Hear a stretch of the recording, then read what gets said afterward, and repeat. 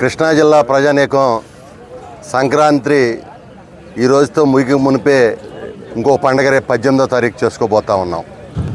మహానుభావుడు, తెలుగు జాతి ముద్దుబిడ్డ, రాజకీయాల్లో పేదవాడికి స్థానం కల్పించిన మహోన్నత వ్యక్తి అన్న నందమూరి తారక రామారావు గారి 18వ తేదీ వర్ధంతి సందర్భంగా రా కదిలరా అనేటువంటి కార్యక్రమాన్ని గుడివాడలో ఇక్కడ పెట్టుకోవటం జరిగింది.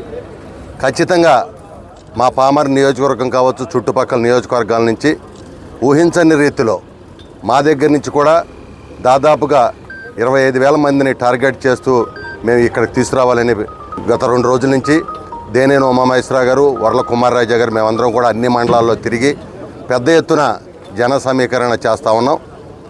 మరి ముఖ్యంగా అందరూ కూడా స్వచ్ఛందంగా ఇక్కడికి రావడానికి సిద్ధంగా ఉన్నారు.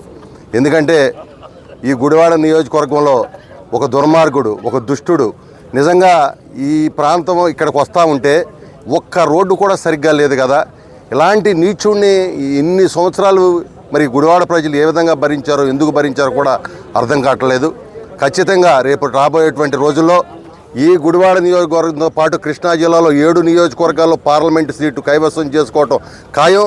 రేపు జరిగేటువంటి బహిరంగ సభ నభూతో నభవిష్యత్ అనే విధంగా కృష్ణా జిల్లా వాసులమైనటువంటి మనందరం అన్న నందమూరి తారక రామారావు గారికి ఘనమైన నివాళులు అర్పించాలని చెప్పి తెలియజేసుకుంటూ నమస్కారాలు, సెలవు తీసుకుంటా ఉన్నాను.